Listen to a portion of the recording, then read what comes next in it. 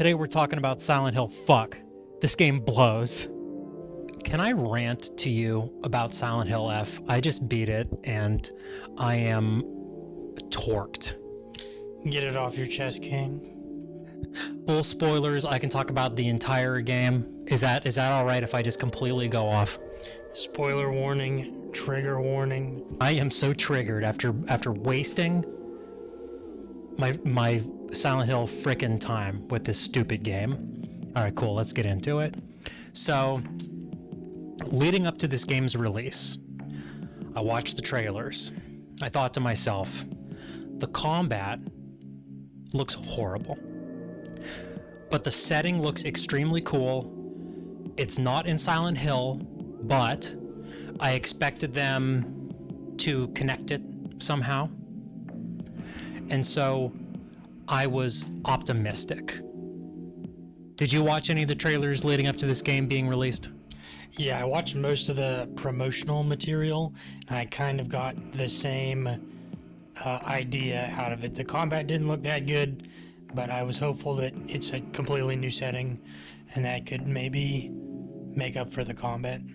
Yeah, the combat looked like an absolute joke, right? In the trailers leading up to it, the way that it looked, like the goofy looking, like the game like pauses for a split second when your hits land, and the enemies weren't reacting to the impact at all. And I was looking at this and I'm like, it doesn't even look as good as many PlayStation 2 games combat. Like, you look at that and then you think about a game like Devil May Cry is a very, very easy example how timeless. I mean, that game still feels incredible to this day. It feels just as good as when I played it many, many, many, many years ago.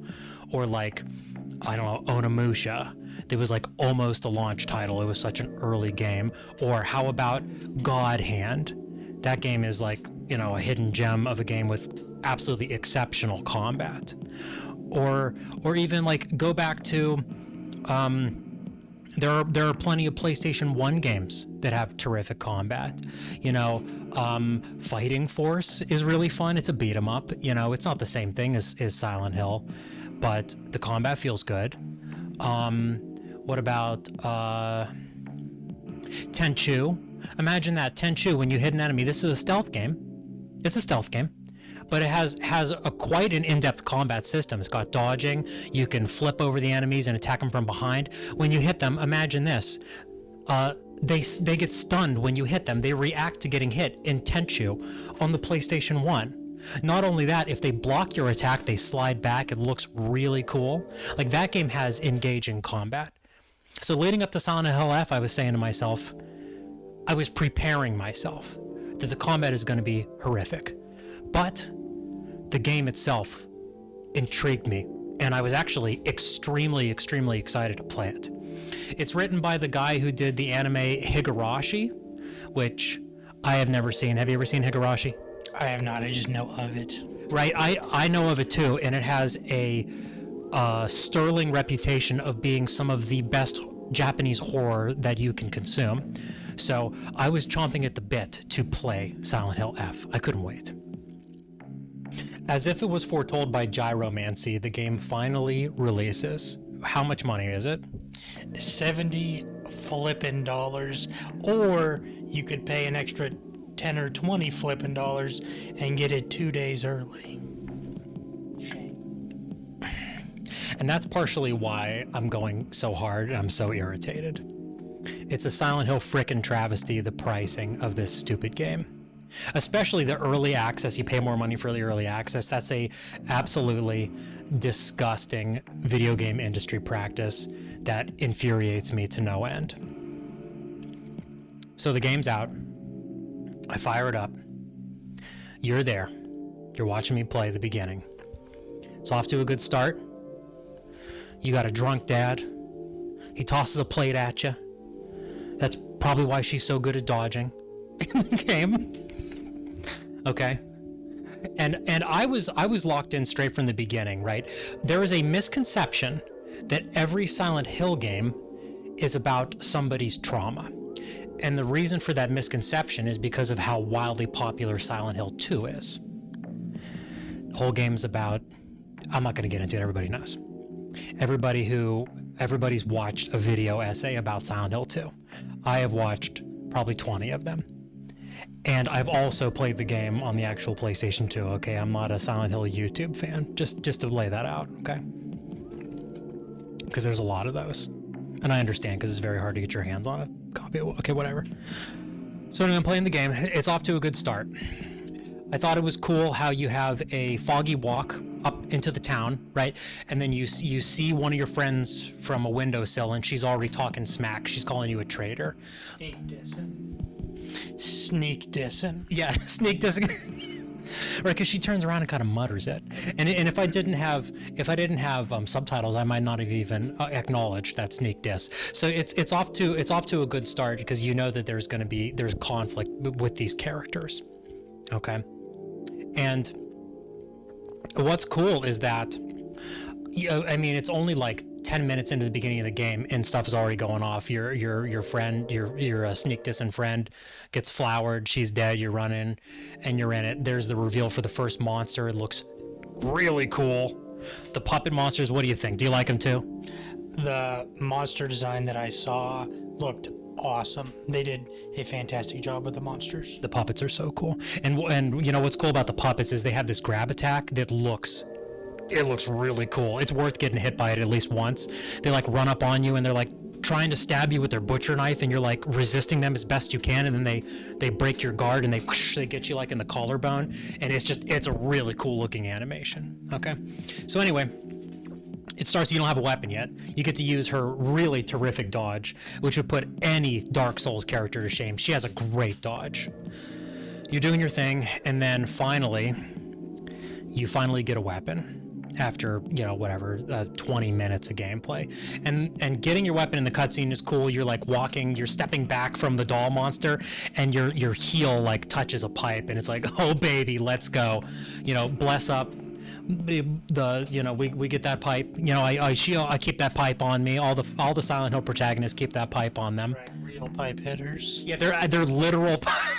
The Silent Hill protagonists are literal pipe hitters. Okay, so I got the pipe, and now after all this anticipation, all this build-up, I was expecting terrible combat. I get the pipe, the game begins, the first combat section starts, and guess what? The combat blows. Start hitting the first monster, just like those trailers. It's not any different. You hit them with the regular attacks. There's no stun when they get hit. What you're supposed to do is you hit them with a strong attack, which stuns them, and then they're vulnerable to damage. Okay, fine, whatever. So that's what the combat revolves around. You're encouraged to stun them, and then you can hit them for extra damage. Now, what feels extremely clunky is how slow Hinako walks. She has the slowest walk speed of any video game character. Okay, the only other video game character that I can think of off the top of my head that has the same slow walk speed is Arthur Morgan's walk speed in a camp in Red Dead Redemption 2. Do you remember how slow that is? That was one of the most painful gaming sections of my entire life. I literally chose not to play the game based off that. So, like straight up, Hinako's walk speed is the same speed as that. It makes the combat feel so clunky. And the reason I think that they made her walk speed so slow is in the next encounter you learn about counterattacks. Okay, the enemies, they do this, like before some of their attacks they get like this barely noticeable little effect around their body. It looks like a tracking on a VHS tape with like red green colors around them, and then you hit R2 and you very goofily teleport up to them and smack them with a counterattack. It looks so stupid.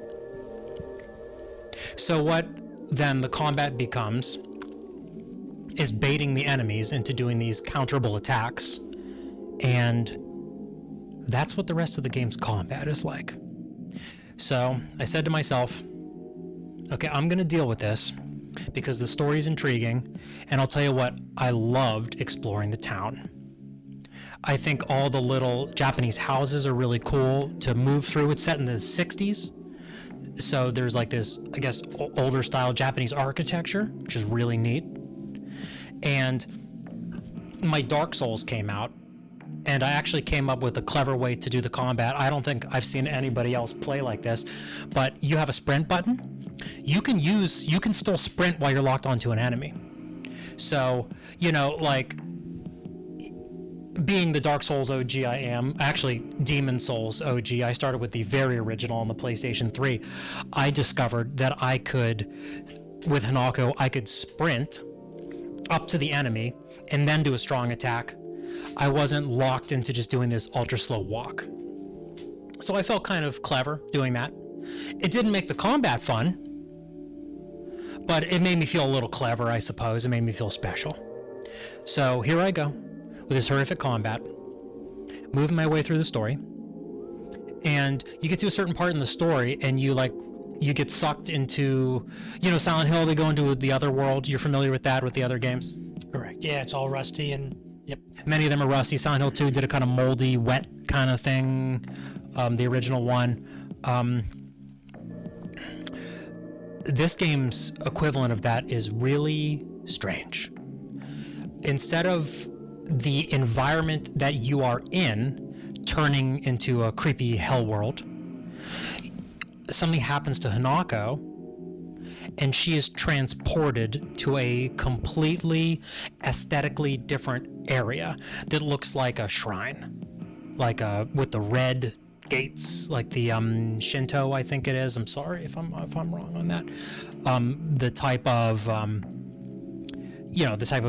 traditional Japanese Shinto style shrine architecture, which looks cool. It feels disconnected from what's going on in the game, right? Because, for instance, you're in a middle school and you're exploring around, you're trying to open these lockers, right? And Hinako falls asleep, and all of a sudden, I'm in a Zelda dungeon. I mean, they're not scary. Literally, one of them, to me, it felt like a lightweight Zelda dungeon where you're flipping these switches and unlocking specific doors and making your way through. And it was actually quite fun, gameplay-wise, but it was disconnected. It felt disconnected narrative-wise, and I thought to myself, how does this tie in to the main game? Because in Silent Hill 1 through 4 and Origins, and I played a little bit of Homecoming, that game's horrific, and so I never played any more of the Western ones. Everything that happens in those games actually happens. There's a misconception that some parts of Silent Hill are in the characters' minds, and that 100%, without a doubt, is not the case in any Silent Hill, the 5 Silent Hills that I have beat. All the freaky monsters, all the twisted areas, Silent Hill 2, spoiler, for halfway through the game at the end of the hospital. If you haven't been there, pause the video or skip ahead 2 minutes. Maria getting impaled by a pyramid head and then coming back later, that happened. Because there's dark magic, there's a demonic cult, and everything that happens. So I'm playing Silent Hill F, and I mean, how would you think, what would be your take on the story if it's so disjointed compared to the other games in the series? What exactly are you asking? What I mean is that these shrine levels feel like they could be from a completely different game. There's even a completely different character that's like a fox boy with glowy eyes. Does that sound like a good idea to you for continuity within this game? No. And when I saw it at first, I was like, this is super strange, because typically in the Silent Hill games, when you transition worlds, it's always much creepier, I guess, for lack of a better word, right? It's all rusty, it's gross, there are more monsters. So this, it almost switches the gameplay style of the game, and it doesn't make it any more horror or creepier. In fact, it does the opposite. it's straight up, it feels like a Zelda dungeon. There's nothing scary about it. You know, I think back to 2 when you're jumping down all those holes at the after the historical society. That's really creepy and weird before you go into the prison. Or the hospital in 3. Like how the hospital in 3 is so freaky when it flips over to the other world. It's ridiculous. Light Silent Hill 3 spoilers, skip ahead 45 minutes. You remember, or 45 seconds. Do you remember when you walk into that room with the mirror on the wall and like that red dude, yes, right? Mm-hmm. Unforgettable, yes? Oh, 100%. And I think based off all the promotional material for Silent Hill Flip, they missed a gigantic opportunity with turning the other world into like some weird overgrown flower business. Yes. Why didn't, I mean, like that's it right there. Why didn't whatever environment you're in, I mean, they do it like a little bit. And to give some credit, what they do in some of the levels, this is the middle school. It becomes foggier, like all of the corridors become foggier, and they line the corridors with those creepy looking scarecrows, and then they're just kind of like hanging out, and it's real freaky and pretty unsettling. That is the best part of the game, when the middle school gets foggy. The rest of the game, Silent Hill frickin' blows. Okay, so anyway, I'm playing this game, and I'm trudging through this horrific combat with breakable weapons, but you know what? People dog on breakable weapons, and guess what? Breakable weapons suck no matter what game they're in. But in this game, it's not a big deal. The game gives you plenty of weapons, and it gives you plenty of repair kits. It was literally never a problem. You can treat them like ammunition for firearms and any other horror game. It is, the breakable weapons are, I'll stand on this for the game. The breakable weapons are not an issue whatsoever. Okay, just to be fair. But I'm slogging through this terrible combat, and late in the game, in the last Zelda dungeon, something really, really cool happens. So you are ferried on by the Fox Man to do some rituals. And the first ritual, they put a bit in your mouth to bite down on, and you saw your arm off. And it's squirting blood all over the ground, like it has a shot of her shoes, and there's blood pouring onto her shoes, and it's like squirting onto her dress, and she's sawing her arm off. It is awesome. It's so cool. And they give you this is kind of goofy. Then they give you a Sonic the Hedgehog werehog arm. Oh, good lord. Right? So the game becomes Sonic Unleashed. Not really. Okay, they give you a wolf, or no, I'm sorry, a fox, like a were-fox arm. That it made me chuckle, but at first, but then I'm like, well, this is just weird enough to actually be cool. And the ritual scene was awesome, the blood spilling everywhere and her doing her thing. So you do this ritual, right? And you're continuing your way through your Zelda dungeon, and you get to the next ritual, and they go to put the bit in your mouth to bite it for the pain, and Hinako is like no, like she like waves them away like she doesn't even need it. And they like brand her back with this massive brand, and like when they pull the brand off of her, it like rips some of her skin off, and the whole back of your what do they call shirts for blouses? A short shirt for a girl, I think that's what they call those. Is that what they're called? So and so you continue the dungeon, you have your werewolf arm, and now you have this bloody, like this leaking blood brand on your back. And at that point I'm like, this trash combat was so worth it. It was so worth it. I mean, like this payoff is amazing. I love this. And having the werewolf arm, it increases your attack power greatly. It makes the enemies much easier to dispatch. And actually all the Zelda dungeons, all the weapons you get have unlimited durability anyway.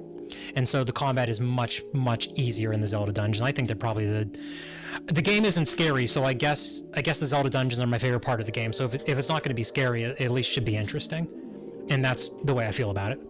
So anyway, you're making your way through, and then you get to the final ritual. Okay, the final ritual. And what this final ritual is, it's how it's set up is so cool in the cutscene. They come out and they show you a mirror, right? She's looking at herself in the mirror. And then they open up this box, and there's a knife in the box.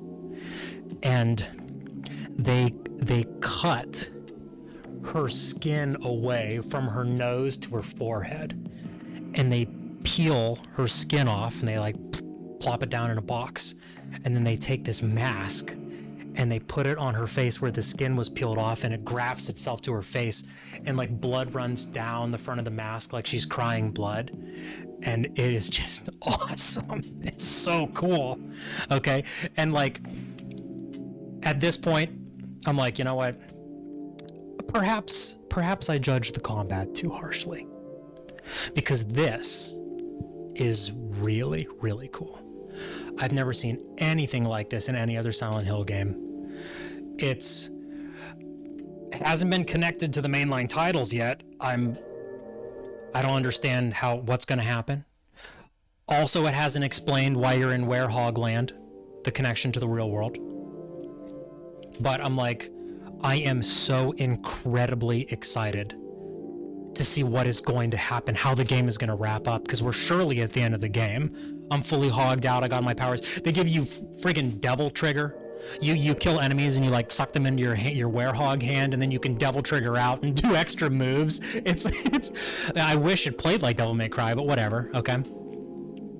So, you are teleported back out of the Zelda dungeon world. You're back to the normal world. Your clothes are tattered, but you're not a werehog in the real world. Like your back is exposed, like it's tattered, but you don't have the brand, you don't have the mask. And I'm like, okay, what are they gonna do to bring this together? And you make your way back to your parents' house, where your drunk dad tossed a plate at you at the very beginning. Okay, and the camera is on your mom and dad, and they're crying because they're so happy. And the camera flips back around, and it turns out that all of a sudden you're this horrific monster that's wearing a wedding dress. Yeah, I know where this is going. Okay, and you pick them up and you kill them, you like smash them, pop their heads like a freaking Gallagher watermelon. If you know that Gallagher reference, schedule your colonoscopy. That's coming up pretty soon. Yeah, put some watermelons in the chat. Give me a watermelon. Watermelon Monster is my favorite flavor, and I'll stand by that.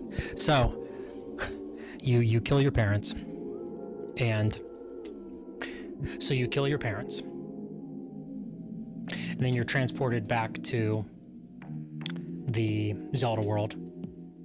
And could you guess what the final boss is going to be? I got nothing.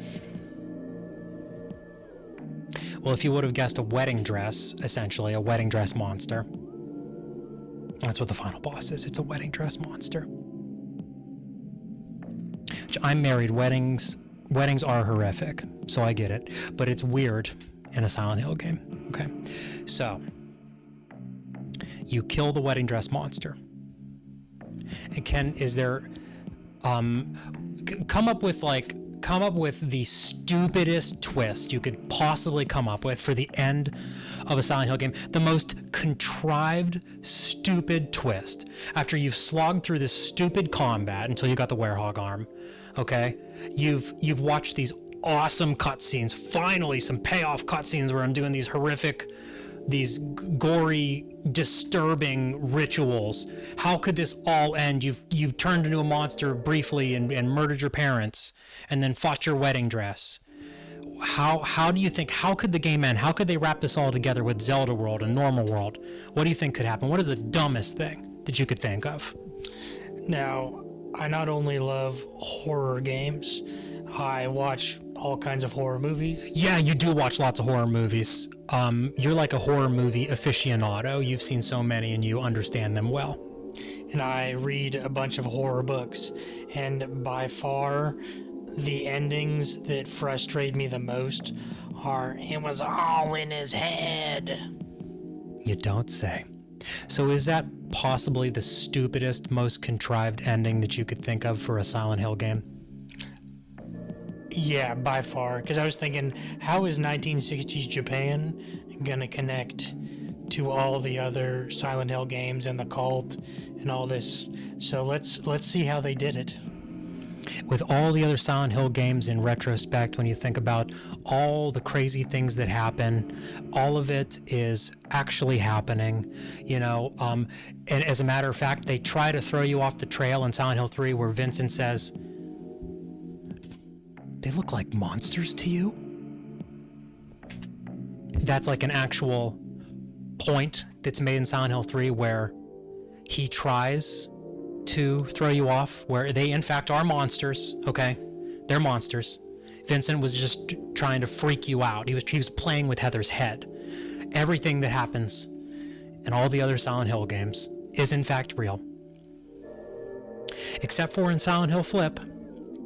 The end of the game, you defeat your stupid wedding dress monster, and it turns out the entire game, the game in its full entirety, is a psychosis mental break by the main character. You're not actually a teenager. You're a grown woman. You're going to get married. You don't want to grow up. Okay, you want to be a girl for the rest of your life. You want to be a teenager doing whatever you want, playing Star Wars with your simpy buddy. You don't want to grow up. You don't want to marry the hot, sexy fox man who is also rich, that's going to get your dad out of debt. Yes, that's a plot point. Okay? You don't want to do your duty and marry the hot, sexy fox man who's going to make all your dreams come true. You'll never have to want for anything. And instead, you have a psychotic break on your wedding day. You kill your parents. You kill the fox man with a knife. You run away. And the final cutscene is the police showing chalk outlines for the carnage that you caused at your wedding and confirming that is in fact what happened. The game was all in your head. So the rave reviews that this stupid game is getting are beyond me. It is deep if you're in middle school. Too deep for you twist is at the end. Yeah, I would 100% agree. That's such a cop-out. It's so disappointing. Again, they had an opportunity to kind of connect it to Silent Hill. Maybe she turns into the witch for the cult. No, she's just having a mental break. Yep, and you know what? I absolutely flippin' hate Silent Hill Frick, but I will say one thing is that the connection to the main games, I haven't told you this yet. The connection is kind of cool. There's a drug in the original Silent Hill called White Claudia, and your simpy buddy, who's giving you these pills that are causing you, that he has you hooked on these pills. And that's part of why she had a psychotic break and she's all in her head. The pills are like become that White Claudia drug. So I think that's actually cool. What do you think about that? Yeah, that's better than no connection. Yeah, at least there's something. That's kind of interesting. Yeah, I actually thought that was really clever, and that was like the one kudos that I'll give them, because it's like, how is this going to be connected to Silent Hill in any way? It's many, many, many, many years prior, and it's all the way across the ocean. It's not in Maine. And it's snow in Silent Hill 1. It's not ash. Gosh dang it. So I'll give them the kudos there.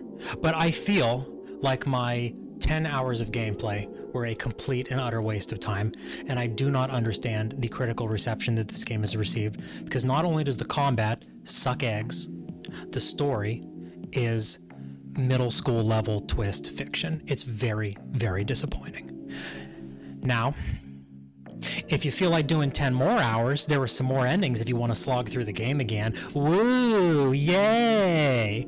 Okay, and some of them... So, one of them expands somewhat, and it's also some stupid anime bullcrap. Not to disparage anime, by the way, I'm a longtime fan, but that is what it is. So this town that you live in, it turns out it's watched over by this ancient fox god, and this ancient fox god wants to wed the main character. Okay, so this arranged marriage is not only because your dad's a drunk and he needs money, so he has to set you up with a handsome hot fox boy. Okay, this arranged marriage also has cosmic, like ancient fox god into it, because he wants to marry you, so he's influencing this rich man. Okay, he's influencing this rich man to be in love with you, to want to marry you. Is that also goofy? Yes, it is. Okay, is it slightly better? Do you think that's better than her just... What's better? The disappointing ending where the whole game's a psychotic break and you go on a killing spree, which is kind of... It's horror aligned. Or do you think it's better that there's a cosmic god that wants to influence a man to marry you because he's in love with you?